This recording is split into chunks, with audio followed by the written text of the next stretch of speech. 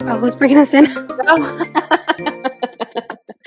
Brianna, keep that in. I guess I am. You do it.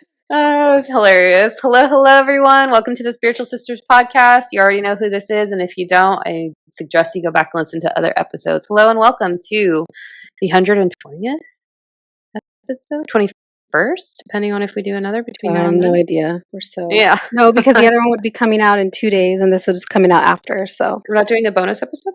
That would be in 2 days. This one would be coming out next week, so That's I don't know. saying. I so think that's going to mess up the 21. numbers. All right, well. Hi. Gosh, I don't even know. Hi. It's been a day. I was telling you about my day. Yeah, it's been a day. Busy. You were telling me how much you had done and how you had to take some extra grounding breaths, and we did, yeah. It just kind of made me tired. Yeah, welcome to my life. Mm-hmm. Yep. Okay, let's do a quick check-in before we jump into... I'm in Courseland. I'm over here. Courseland. Yeah, I'm in Courseland. I'm best friends with Riverside Platform. I'm working YouTube. And I was just sharing with Nicole, I'm like, it's so different that like the different versions you have to present of yourself on Instagram stories, on YouTube, talking to a podcast or on a podcast, speaking with someone on a podcast. If it's just you, staring at a computer screen and yourself at the camera, I'm like, what? It is definitely like boot camp for like self interface in some capacity, if that even makes sense. But that's my check-in. I don't really have much aside from that. What about you? I don't either, except for my busy day. Mm-hmm. Ladies, if you are of age, make sure you get your mammograms. Save the tatas. That's it. They're doing them earlier now, huh? Younger in age. No, they do them at 40. I know. I don't look 40. I don't look like I need mammograms every year, but it's that age. Yeah. You don't, and I don't know that you feel it either. And you don't present. I don't know what it's supposed to feel like, so I would probably agree. Mm-hmm. But yes, definitely go get them. I kept getting the text messages saying it's time, and then I was like, eh. And then I went to get my hair done, and my hair girl was talking about it, and I said, oh yeah, I probably need to do mine. And then I went out to lunch or happy hour with the besties, and then they were talking about it. It was like twice that day. I said, okay, let me schedule it. So yeah, I scheduled, and I have that supplemental insurance, so they pay you to do those kinds of tests. So I think I just made $150 by doing that. And you know what? When I was younger, everybody talked about how awful they were and oh my gosh, it's the most uncomfortable thing. I don't think they're that uncomfortable. Like they don't hurt. So I don't know if it's gotten better, if technology has just evolved in the last, 20 years, 30 years, 50 years, however long, but they don't hurt. To me, they don't hurt. I was just I don't even know that I would say it's uncomfortable. It's just, our annual appointments are much more uncomfortable than these. So she did not need the third signier sign. No, it was fine. It was time. Yeah. Well, that's cool. I'm super excited because guess what, friends? I'm vibing. Nicole's driving, and she suggested this topic earlier, and I was like, I actually love it because of the different layers that we are going to get into. Okay, so what are we talking about today? The Dead Sea Scrolls and their connection. Wrong! I switched it up on you. We are not talking about that at all. I am unimpressed. No. This is going to be so good, though. Oh, I think this is better. The Dead Sea Scrolls. Okay, so backstory. So right now, the Reagan Library, I was telling you, the Reagan Library has a Dead Sea Scrolls exhibit. So we were driving one day and I told my husband, I really don't know much about the Dead Sea Scrolls. And he's like, what do you mean? There's so much controversy and conspiracy. And I was like, what are you talking about? And so he started mentioning some of it. And I was like, how did I not know this? I've never heard of any of this. So then I went down a rabbit hole. It's just very complex and it requires a lot of organization and stuff, which, whew. Yeah, it goes down a rabbit hole. So we probably still will do it. I just needed more time to put it together. And with the day that I had, I did not have the time to do that. Okay. I'm just now finding out too. No idea. I know. I was like, I'm going to switch it up. I'm going to be like, so what are we talking about? And you were going to say Dead Sea Scrolls. And then I was going to say, no, wrong. All right, she plans this out. She that's not what we're calculated this talking one. about. Okay, so the idea for today's episode actually came from a student, and I don't know who the student is, but they did a science fair at our school, and they were sharing about the kids, how they did, just how they did some of them, and the different topics that they were talking about. And I was reading the topics, and one of them was very interesting. I said, oh my gosh, this student is either a little therapist in the making or a little neuroscientist in the making. So anyway, this was the topic that one of the students did for the science fair. Okay. And this is what our episode is going to be about. How does falling in love alter cognitive functioning and behavioral patterns? Fascinating. Okay. So that's what we're going to talk about. We're going to talk about LOVE. All right. So falling in love, even if you're not falling in love, even if you're just meeting somebody, you're in a situationship, just the partnership of people or just the meeting of somebody, it like messes with our brains. It messes with a lot of stuff. It makes us feel crazy. It makes us feel anxious. It makes us feel excited. Like there's so many different things that meeting somebody and going through those stages can like evoke a lot of different emotions. So we're going to talk about why that is.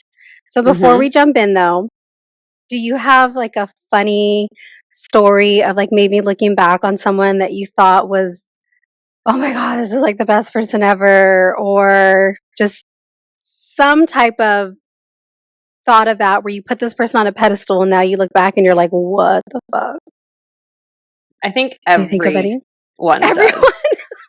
I think everyone does in some capacity, unless, no, I think in some capacity. Even like little crushes too. Like, I feel like that could even apply to maybe someone you idolize on a TV show. And then like you kind of come to find out that like in real life, they're like kind of assholes. Who is it? Deshaun Moore that you were talking about? Is that his name? I have no idea who that is. He was an actor, and you said he used to Shamar be like, Moore. Shamar, yeah, there you go, him. And you're just he's like, gorgeous. Gorgeous, but he's kind of a douche in real life, right? Yeah, he doesn't. Well, I don't know. Yeah, I remember I used to follow him on like Instagram or Facebook, and I was just like, ew, I'm not here for this vibe. You're great to look at, but I'm not here for the vibes for that. Yeah, so I feel like that's a similar context for sure. That's a little bit different though, because that's more of like, oh, from afar, you're gorgeous. But like actually interacting with somebody and then looking back and be like, oh my God, they were the worst ever. I don't have any specific memories that come to mind, but I definitely feel like every single person from the past, in some capacity, that applies. So. Totally. Yeah. Yes. I want to hear yours. Nicole and Brianna have wild stories. I mean, it's too hard to pinpoint, I would say. I think the biggest one for me would have been like my big heartbreak in the 20s. And well, maybe I was going to say that, but I was like, maybe like everybody in the 20s.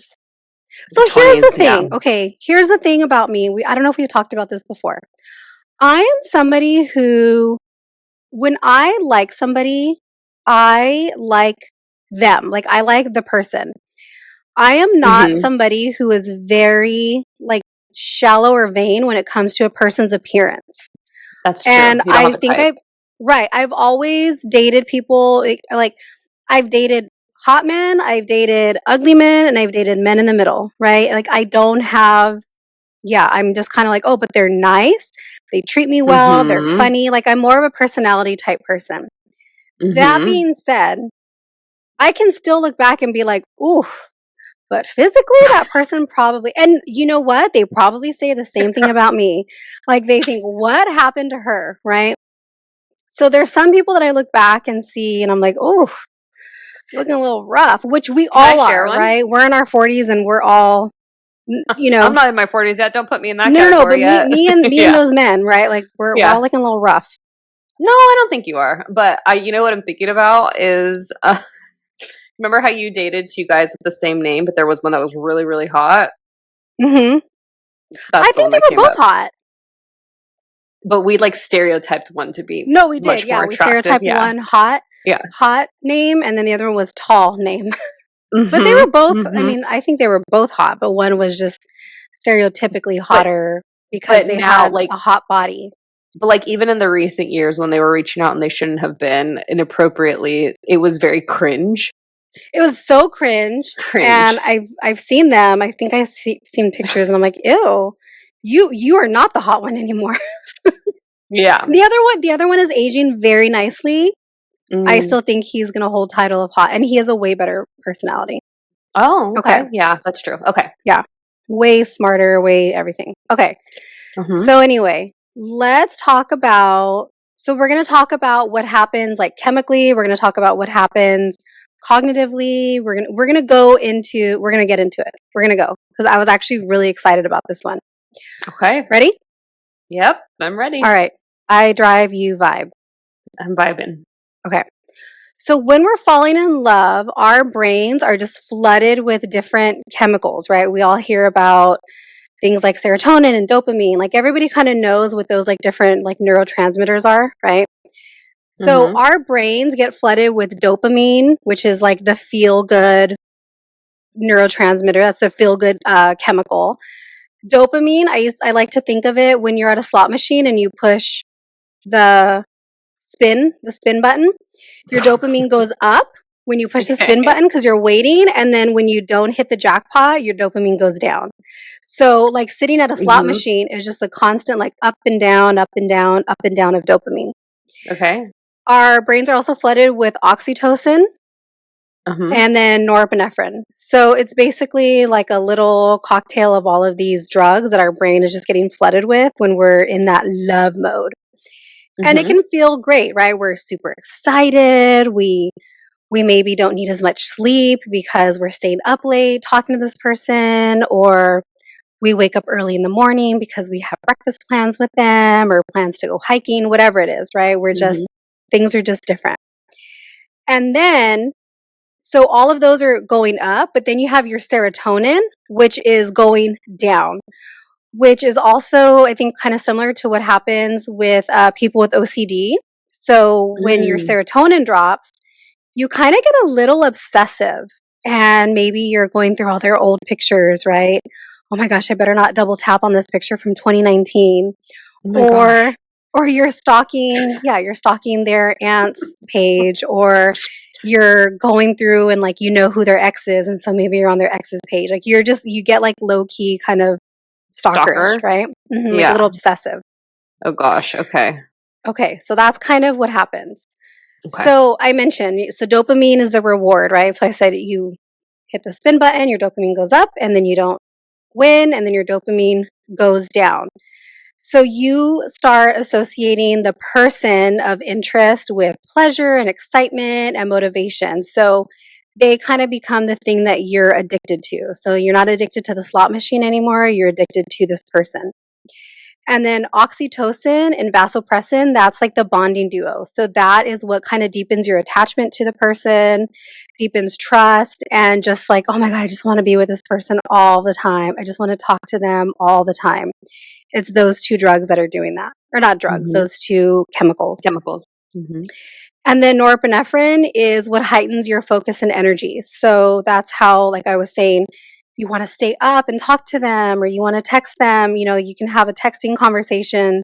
It's like, I got to go to sleep, I have to work, but you just want to sit there and talk to them, right? That's the norepinephrine that's causing that. And then I mentioned serotonin goes down, which makes you obsessive. So that's what's going on chemically in the brain.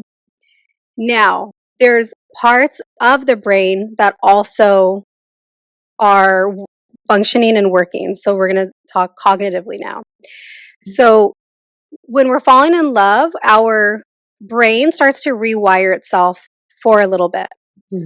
So falling in love or meeting somebody is going to temporarily deactivate your prefrontal cortex. And your brain's going to start to filter information in a way that like prioritizes the other person. So you're going to think that they're the best person ever. You're just going to see them as the most amazing. And you're going to start thinking about, how can I see them again? Or what can we do? Or, oh my gosh, they really like this thing too. Like you just kind of start thinking about them all the time and like associating them with kind of anything and everything. Oh, they really like that movie too. Oh, they would love to eat here, or whatever it is, right? You just kind of like start to integrate them into everything that you do throughout the day. Yeah, like you become your partner. Not even that you become them, but you start to just like find ways to talk about them. You start to find ways to, because you're constantly thinking about them, right? So it's like, oh, like you kind of like drop them in every thing that you do and every conversation you have with somebody. In my early 20s, like when I love you, anyone that's going to be listening to this podcast that is now married and happily married with their children. But in my early 20s, because I'm the one that, we're getting to that later in life, and that's completely fine. But that is great. Right? 30s are really, they're something. That's all they would do in their 20s. Early 20s. Yeah. I'm like, yeah. Does she have any other things to talk about? It's not even something that people can control is kind of what I'm learning, right? It's just stuff that's happening in the brain because different parts of the brain are activating and other parts of the brain are maybe deactivating. And then you have these different chemicals that are coming in. So this is the time, now that you are listening to this podcast and have this awareness, to book your Empower Hour session and to do your subconscious reprogramming work, because the brain is doing something. The brain be braining. Okay. Yeah. So the prefrontal cortex is actually really interesting. Do you know anything about it? That's like developed at a specific age, right? Like most of the brain, but is that what's the 5% and then the other part's the 95%? Well, that's like the whole brain. That's right. So the prefrontal cortex, the prefrontal cortex kind of stops developing. Average age is 25. So it's kind of like mid to late 20s. Sometimes people even say maybe 30s. I would say for men, it's probably like 30s. Is that why men are so dumb? Probably. Sorry, men, we love you. But not if you're a Leo. Not if you're a Leo. The prefrontal cortex. Why can't cortex? I need you to keep saying that because I'm going to now. The cortex. The PFC. I'll just call it the PFC. Like PF Chang's PFC. That is your wise, rational, logical mind. And that is what is responsible for decision making, judgment, impulse control, long-term planning, emotional regulation, and understanding consequences. When I'm meeting with my students and they're telling me about these things that they're doing, it's like, okay, well, your brain isn't even fully developed. And that's why teens or even people in the young 20s are struggling with maybe impulsivity and judgment because that part of their brain that controls it just isn't online. It's not, well, it's online, but it's not developed. That's why, I mean, any part of the brain, but any kind of substance use in young age can rewire the brain. Those are the ages in which you do it. I know, but I keep telling my students, can you like wait till you're 25? Well, you know what I was also thinking too? This was just like a thought that came to mind. It's like, well, what happens when, you have children before the age of 25, which is pretty common, because that alters your brain too, especially if you're female. Totally. It's a good question. Maybe that'll be the next one we answer. Okay. So when you fall in love, the PFC basically goes offline. It kind of takes a vacation. It's like not doing a lot. And romantic love, so we're basically speaking to romantic love, right? Falling in love. We're not talking about falling in love with our kids or falling in love with ourselves. We're talking about romantic love, falling in love with another person. That is what activates the reward system in our brain. So the dopamine, right? You're getting that hit from pushing spin on the slot machine. But it suppresses the activity in your PFC. So that's the part that would be like, hey, red flag, or like, oh, this person's a little sus, or they're not texting you back, or, just kind of what would alert you to the things that you maybe need to pay a little bit more attention to. It's not doing that because it's basically, it's offline. It's on vacation. So what takes over instead is your emotional brain, right? So that's why we're so emotional. We're thinking about them and we feel a certain way, right? We're not really using our logic. Our best friends or, the people around us could maybe see, oh, this person's not great. Like, how do they not see it, right? Well, because logically, that part of our logic brain isn't working. Our emotional brain is on. So other people aren't experiencing the same thing we're experiencing, which is a hard thing because they're kind of thinking like, oh, like, why are they being so dumb? Or why are they doing that? Okay. Yeah. So when your PFC is offline, you're going to idealize the person. You're not going to pay attention to their flaws. You're going to maybe make some impulsive decisions. Like, this is a joke, no offense to my lesbian ladies, but like the lesbian joke is like they move in together after date 2, you know? Oh, is this a thing? No, yeah, it's a thing. Yeah, I even see reels. Yeah, lesbian women, Okay. they'll like move in together, like date 2. So, right? So think about it. If our PFC, our logical part of our mind, is not working and our emotional part is online, and then you have 2 women at the same time, right? Oh. They're like, oh my gosh, this is great. Yes, let's move in together. I love you. That is what's happening when your prefrontal cortex is on vacation and is offline. Okay. Okay. Wait, I just also, as you're transitioning to the next part, the people need to know, Nicole, what are the differences between her and I, even though, you know, we're 2 sides of the same coin. We're born on the same day, 9 years apart. Nicole and I do not enjoy gambling. Nicole fucking loves it. Gambling. She loves it because of what it does to the brain, apparently. Give me $20. I will park myself in front of a slot machine. I will get my teenies and I will just sit there and do this. With her. This is what she used to do when she was 18 with her then boyfriend. He was a real cool guy, really cool guy. Very nice. Yeah. Not attractive, but he was so nice. But now as like I'm older, I'm just like, oh, I can totally appreciate how he's attractive because I see it now. You know what I mean? Mm-hmm. Yeah. But yeah, that's what Nicole would do. She'd go up with her grandma and her boyfriend, and or just even like by herself and partner or grandma, and she'd go to Chumash. And I remember these days specifically. Yeah, I did that into my 20s. Yeah. Yeah. Okay. Every time my husband goes out of town, I get a little like fire under me and I think, oh, I'm going to go to Chumash. But then, because I'm like a lazy, tired girl now, I don't want to do the drive. So what I have done instead is I'll go get like, I don't know, like anywhere from $50 to $80 worth of scratchers. and then I'll come home and watch Ocean's 11 and scratch my scratchers instead of making the drive out to Chumash. That's why I love Vegas, because, you know, and then when my husband does good, he hands me money so that we can stay longer, and I go take it to the slot machine, and then I lose it, and then I come back, and sometimes he gives me more. No desire, guys. I'm like, oh, no, this is so wasteful. Anyways, okay, proceed. I love it. Okay. So we talked about what happens chemically. We talked about what happens cognitively. So now we'll talk a little bit about behavior, not too much.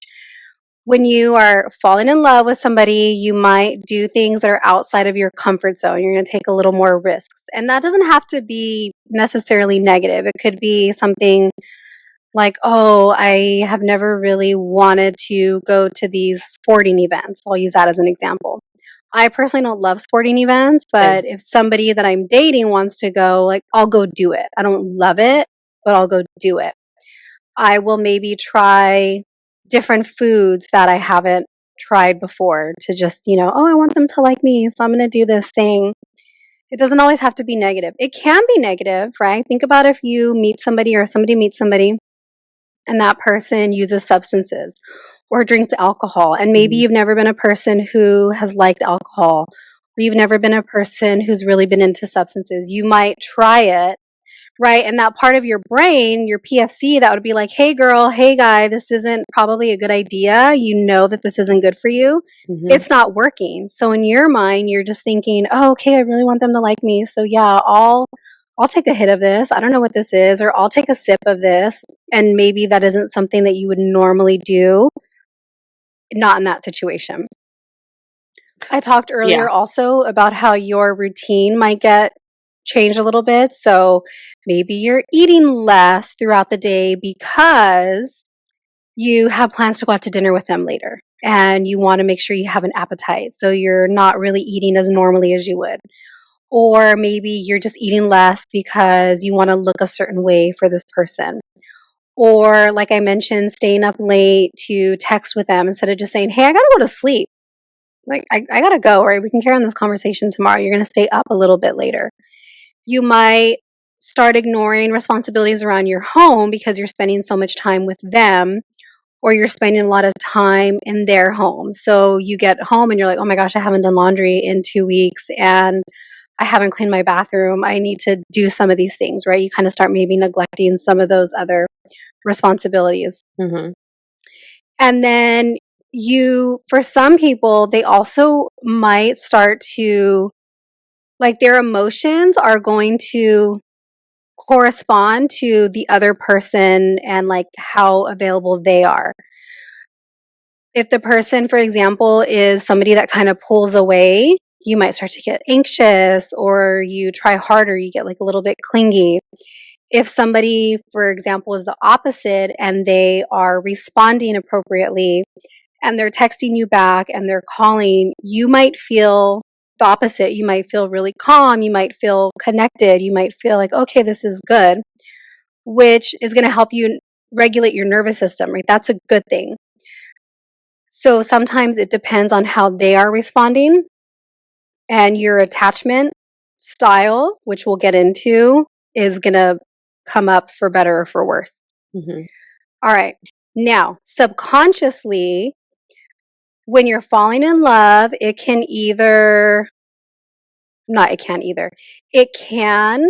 trigger old wounds, old attachments, core beliefs, things like that. If you're somebody who thinks I'm unlovable, that's a big core belief that comes up for a lot of people. Somebody might feel scared to be abandoned. Somebody might feel like, yeah, I don't deserve this person, right? People might do things subconsciously to push somebody away, mm-hmm. so that they can step away before the other person does, right? You're not gonna abandon me, I'm gonna abandon you. Yeah. Because I don't feel like I'm worthy and deserving of being loved because I'm an unlovable person. You might start to do things to self-sabotage. If you have a core belief of I'm not good enough, you might start to overdo to get the person to like you more, to get the person to want to spend more time with you. So maybe that means like you're going over to their house and you're doing their dishes, or you're going to their house and you're cleaning because you want them to see how good you are because you don't feel good enough. Mm-hmm. So sometimes relationships not sometimes, I'm going to say always, like relationships are always going to trigger some type of wound that you have. And it's up to you how you handle that trigger and that wound coming up. Mm-hmm. On the opposite side, having a really strong relationship or like healthy love can regulate your nervous system and can help you start to heal some of these beliefs. I think I've said this before. I don't know if I've said it on the podcast or just in general, but like my husband really, really helped regulate my nervous system and help me really heal from these wounds without, I don't even know if he realizes how much he did. And it wasn't like him doing anything special. It was me feeling like, oh my gosh, like I don't deserve this person, so I'm going to push him away. And I did that in the beginning a few times. And because, he knows this work, because this is what he does, I remember very clearly one time said, I know what you're doing, and I'm not going to let that happen. I'm not going to let you like run away. I'm not going to let you push me away. And like, we're not doing that. Mm-hmm. And he just kind of put a stop to it, like very manly, Capricorn daddy energy. So turned on. And I was like, oh my gosh, okay. But, like I didn't worry when he was out with his friends, right? Like my nervous system wasn't going into a tizzy. Mm-hmm. It was very much like, oh yeah, okay. Like I feel okay with this. And if I think back to past relationships, that was like not the case. It was, oh my gosh, what are they doing? They're trying to go meet somebody. Who are they going to talk to, right? Or are they going to go home with somebody? I never had that issue. Even when we didn't even when we didn't live together, that wasn't an issue. It was like, okay, yeah, cool. I'll see you tomorrow. And now she just can't wait for a night alone. And now I'm like, yeah, you want to go? I'll drop you off and pick you up, But because I'm more regulated in my relationship, than I had been in other ones where I feel safe to do that. That didn't feel safe to me previously. So that was really helpful. Did it heal my belief of I'm unlovable or I'm not good enough? Not completely, because those are wounds that I'm going to probably have forever that I'm going to have to work on, but they don't come out in every situation the way that they had in the past, right? It's always going to be a work in progress, like an onion. And that is such a reflection of the growth and the testament that is this work. Totally. Totally. And falling in love and just being in love with somebody can also it's like a mirror, right? Their person's like holding up a mirror to you. And what are you going to see in that mirror? Are you going to see something good? Are you going to see something you like? Or are you going to see those negative feelings? Somebody's going to leave me. I'm not good enough. Stuff like that. And if you don't know what your core wounding is, this would probably be a good time to look into that. Like, okay, when I'm with somebody, what do I think? What are some of the things that come up for me? What are the thoughts that I have? What are the feelings that I have? And that can kind of give you a good indication of what your core belief might be. I don't know when it's going to be ready. Okay, maybe if I say it, it'll get my ass in gear. I have created a fuck around and find your core belief wounding quiz that is created. I just haven't figured out all of the back end stuff we were talking about earlier. Yeah. Anyways, when that quiz is ready, if you're not sure what your core belief is, then take my quiz and you can find out. I need to share this on socials everywhere. That's such a great quiz. Everyone needs that. Fuck around and find out what's really holding you back, I think is what it's called. You know what I was thinking about when you talk about the mirrors?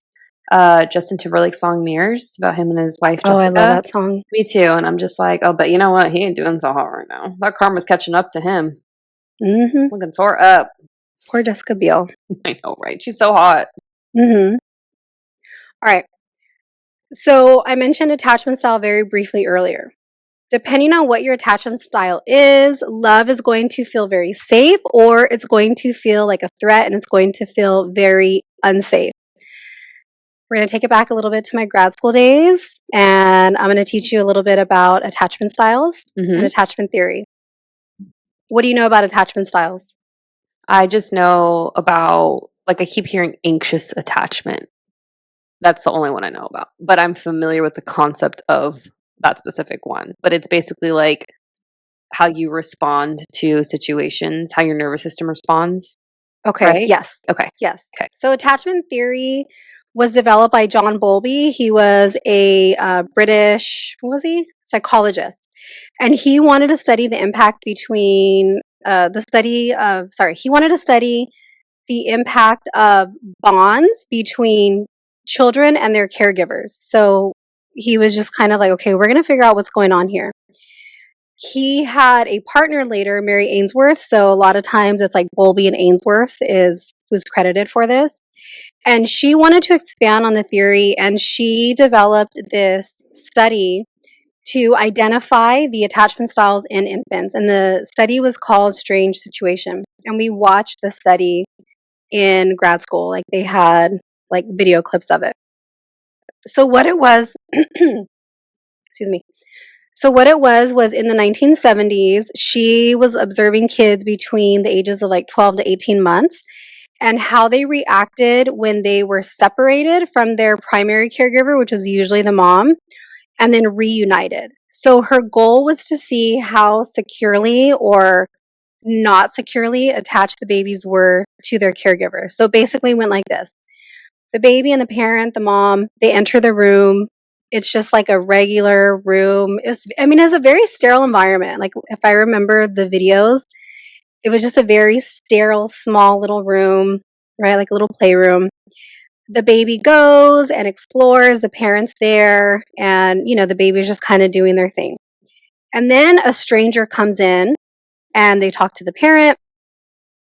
The stranger goes and approaches the baby. Sorry, the parent leaves the room. Yeah, the stranger comes in, talks to the parent approaches the baby, and then the parent leaves the room.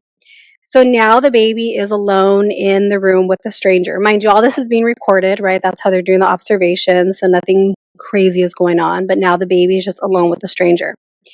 Then the parent comes back in and the stranger leaves. And then the parent leaves again. And then the stranger comes back in. So they're kind of doing a back and forth, okay, stranger's here, now parent's back. And then, so they're kind of switching around. And so when they were researching, they were trying to see how the baby was responding to being left alone, to being left with a stranger, and then how they responded when they were finally reunited with the parent. So you said you just know about anxious attachment, or that's just kind of what you've been hearing? I just know about anxious attachment because when I have heard them in the past, whether it's like on YouTube or Reels or whichever platform, I'm like, I think I'm that one. And that's why. But I know that there's several. Yes, there's 4. Okay. So the 4 attachment styles that they really saw were, one was secure attachment. So the baby got upset when the mom left, but then the baby was easily comforted when she came back because the baby trusts that the mom will return and meet their needs. The second style was anxious attachment. The baby got really distressed and had a hard time calming down even after mom came back. The baby was clingy and just like unsure if mom will show up consistently. The third style was avoidance. So the baby was just so indifferent, kind of like didn't care when the parent was gone or when the parent came back. But maybe they were stressed inside, right? I mean, they didn't have electrodes, like they weren't really seeing what was happening internally, but the guess could be maybe they were high, but they have just kind of learned that they can't show it. So they're just kind of like, oh yeah, like that kind of sucks, but maybe internally they're freaking out a little bit. And then disorganized attachment is the baby showed that they were scared, there was fear, there was confusion, or even erratic behavior. Sometimes they would freeze, sometimes they would approach, and then pull away. So sometimes it's a little bit of like, oh, it kind of reminds me of that scene in 50 Shades where she's on the phone and she's like, come, no, no, no, no. I forgot how it was, but it's like, yeah, it was really come funny. to me, no, no, no, leave me. It's kind of like that. Like there's not a consistency. They found that type of style is usually linked to trauma or abuse. And if we think 50 Shades, right, he had all of that. Yeah. That's probably why he had that kind of disorganized attachment. And Christian Grey. Those attachment styles are formed really early in childhood, but they carry with us into adulthood. So we're going to talk a little bit about how that might look in adulthood. So if somebody has a secure attachment, they might think, I can trust, I can be in love, and I can be close to another person without sacrificing myself or without losing myself. Yeah. So the way they're going to behave is they're going to be very comfortable with intimacy and independence. They're going to communicate openly and deeply, and they can regulate their emotions in conflict. Some people can't do that, right? They get upset and it's over. It's all war. And the reason that they can do that is because they had emotionally available and responsive caregivers. Their needs were being met. Mom, dad, whoever the caregivers were tending to them, which is why they can do that. They're like, oh, okay, like I know that even if this person leaves, they're going to come back, like when they think about their parents.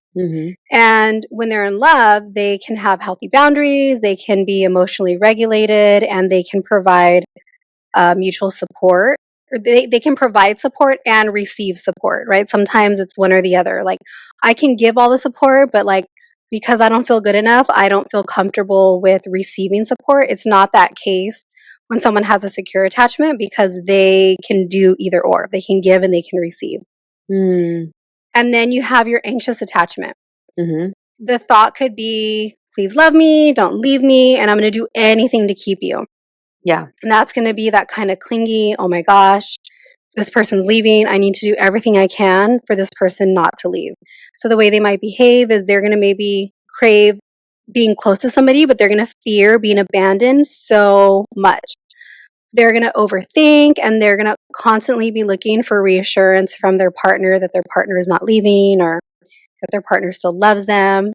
And then they are going to be very hyper aware of any kind of threat to the relationship. Oh my gosh, they haven't texted me back. Oh my God, they kind of looked at me differently. They left early, right? Any kind of change, they're going to be very aware of it because it's a threat to the relationship.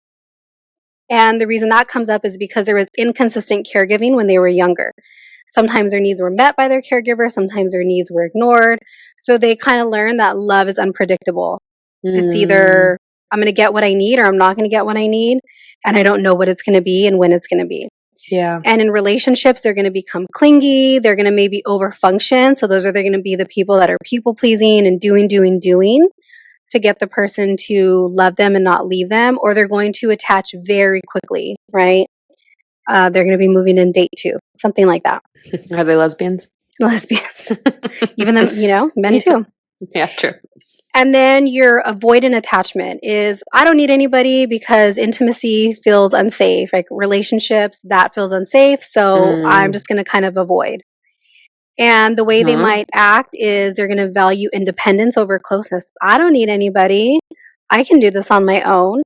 They're going to maybe shut down or withdraw during moments that feel too emotional or they feel too vulnerable. They're going to be like, nope, we're not doing this, because they feel very uncomfortable with that vulnerability. So that could come up because their caregivers were emotionally unavailable, or they would kind of like reject them. So they kind of learn, okay, well, I got to just take matters into my own hands. I have to just rely on myself because my caregiver isn't giving me what I need consistently. So when they're in relationship, they might struggle with commitment. They might do the ghosting, or getting a little bit distant when things get like too real or too serious. Like, oh, I can't handle this. Retreat. I'm disappearing. Interesting. And then our fourth attachment style is going to be the disorganized attachment. So that's like fearful and avoidant. It's just kind of a little bit of everything. So the thought might be, I want love, but I don't trust it because I'm scared of getting hurt. So like part of them wants that secure attachment, but they're like, they don't know if they can handle it, right? They don't want to get hurt. They don't know if they can trust people. Yeah. So the way they might act is they're going to crave connection, but then they're going to fear being rejected or fear being betrayed. They can swing between like anxious and avoidant attachments. So they're going to go kind of back and forth, right? That's why it's disorganized. And they can struggle with emotional regulation, and they can self-sabotage their relationship if they start to feel one way or another, right? Oh, I'm getting a little bit anxious. I don't like this. I need to avoid, or I'm getting anxious. I need to cling. It can kind of go back and forth. And sometimes that can be linked back to trauma or abuse. Like I mentioned earlier, right? Think of the Christian Greys of the world, where the caregivers were a source of comfort, but they were also a source of fear. So maybe they were comforted by their parents during certain times, but then they were getting their ass beat other times. And so that is going to cause that like uncertainty. And when they're in relationships, they're going to have that push and pull. So again, I always think back to that scene in 50 Shades where it's like, okay, like come to me. No, go away. Like you're getting too close. Okay, but now I want you back, right? They're going to do a lot of like back and forth. They're going to be hot one day. They're going to be cold another day. They're just going to be very like fearful of being vulnerable. And I cannot stress this enough. This is why it is so important for parents and caregivers to respond to their babies. Babies do not know how to manipulate.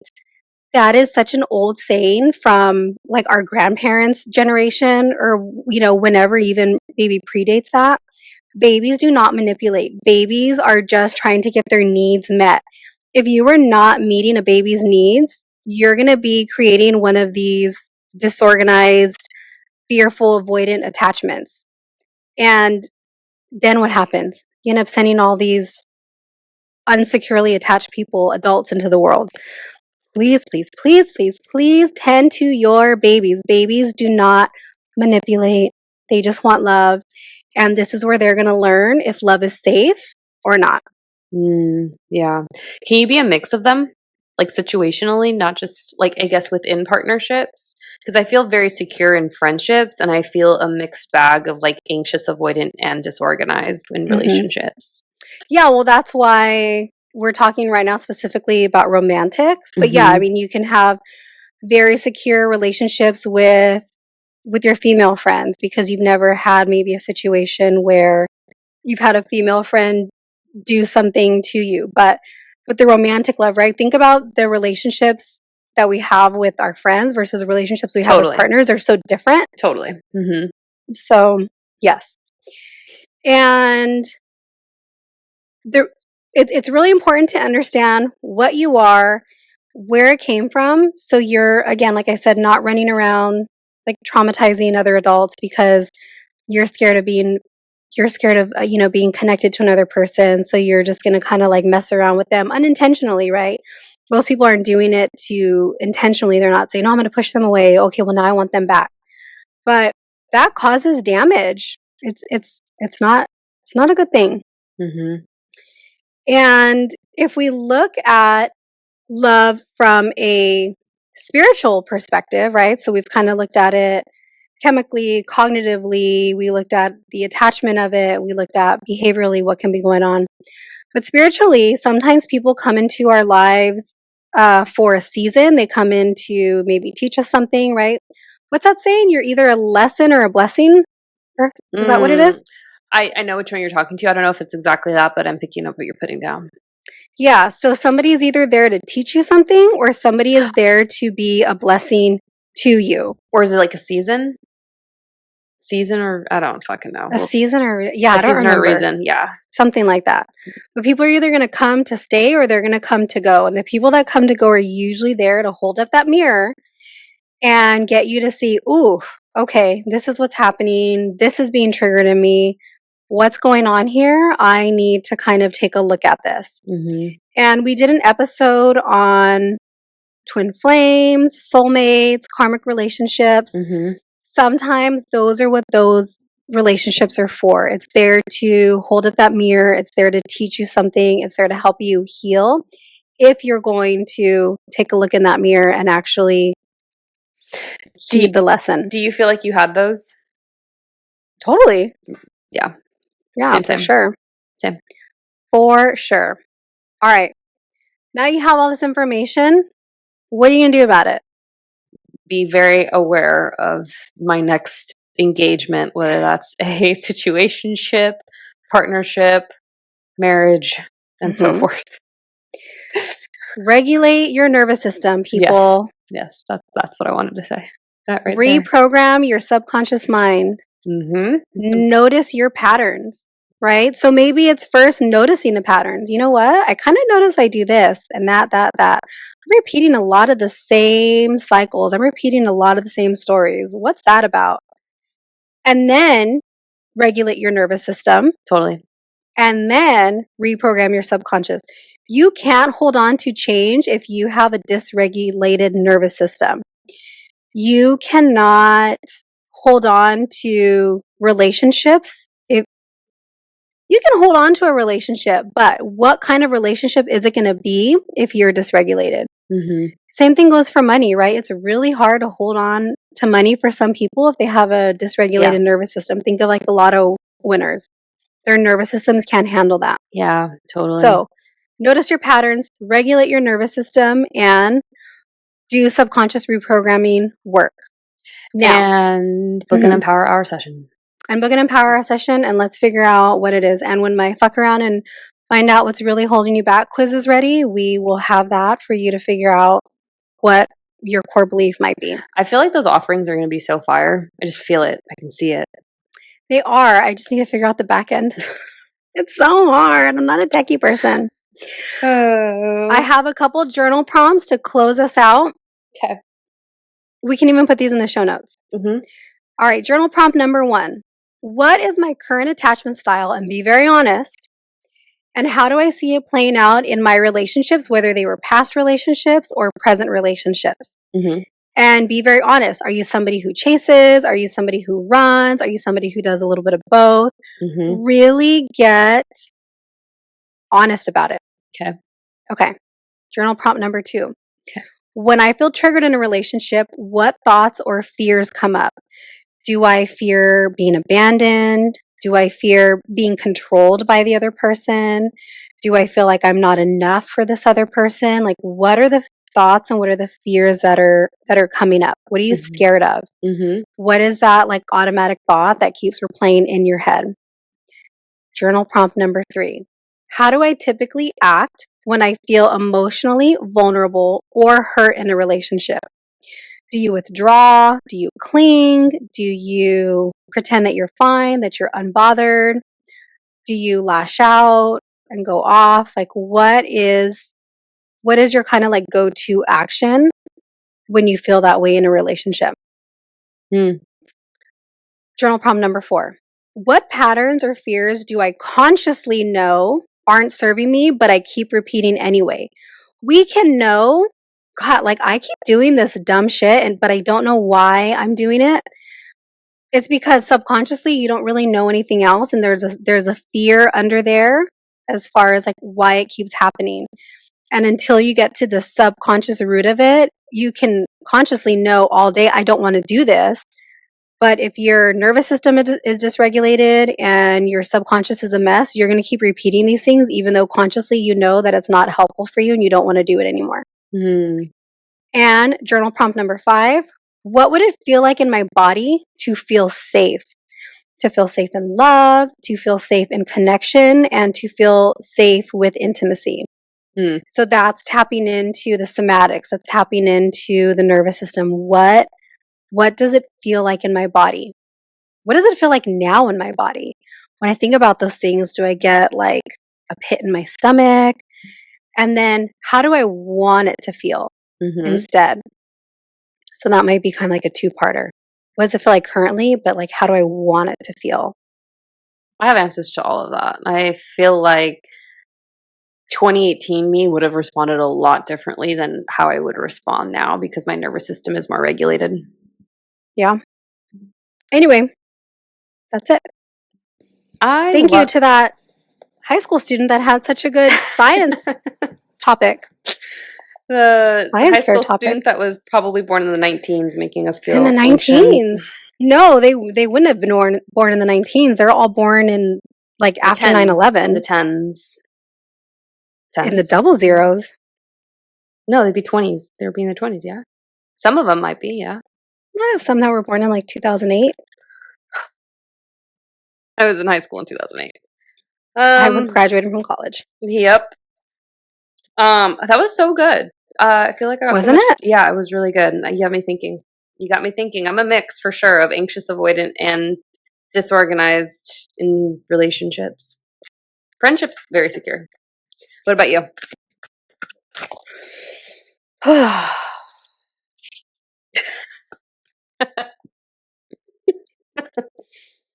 Yes. I don't know. Maybe a little disorganized. Because sometimes I'm a little avoidant. Sometimes I'm like, oh, that was when my husband's like, no, you're not pushing me away. Prior to that, I was a little anxious. Like, don't leave me. Don't go anywhere. Yeah. Now I feel more secure. Like, he's not going anywhere. I don't have those fears. Now you're like, I need you to go somewhere on a Friday night. But there were times where I was just like, oh, I don't know. Like, I'm going to push. I'm going to pull. I'm going to go hot and cold. Interesting. Okay. Well, I got a card deck to pull us out. All right. What do we got? We have the Starseed Oracle by Rebecca Campbell and Danielle Noel. And I don't know, it's just calling to me. Not on brand for this topic whatsoever, but why not? It has cool messages. Well, you didn't know. You thought the topic was going to be ETs. Yeah. So that would have been on brand.